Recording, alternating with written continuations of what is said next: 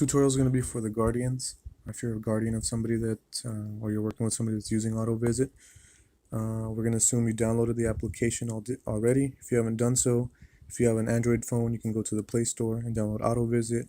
If you're on iOS, Apple phone, you can download it on your iOS store. But so pretty much once you hit this screen, if you don't have your credentials to log in, you're gonna have to request those from your agency. And typically, what will happen is, for agency, you'll put whatever the agency name is. They will provide you the name. It may be different from the actual agency name, or maybe a little bit shorter. But again, they'll provide that for you. Your username is going to be your email address.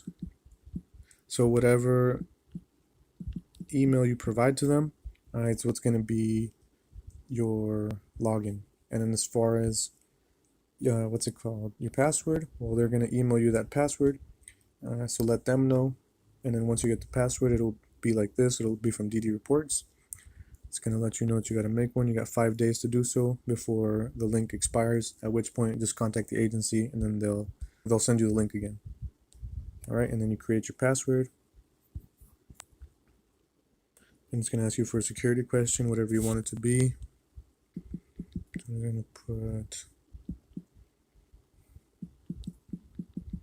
there you go, best place to honeymoon. You guys should check it out. All right, so once you submit, so there's some requirements. So it tells you it needs to be a certain length of characters, so minimum 7.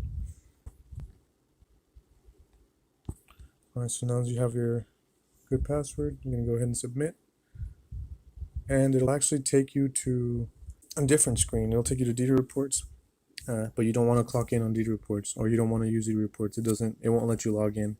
They used to use DD Reports, but now they've kind of pushed that to the back office. So for whatever reason, it's still redirecting you to DD Reports. But once you make the password and you get to this step, just go ahead and exit that part, leave out of there, and jump back onto AutoVisit. And you're going to put, again, your agency name. So once you get to this step, you're going to go ahead and put your email address, whatever it was that you provided them, and then your password.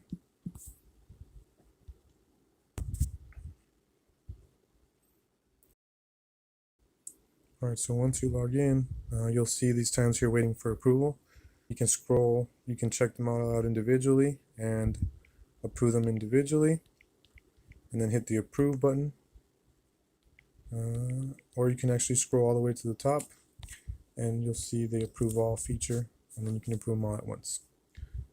If you scroll over here to the progress, you'll see if you have habilitation, you'll see some progress notes here.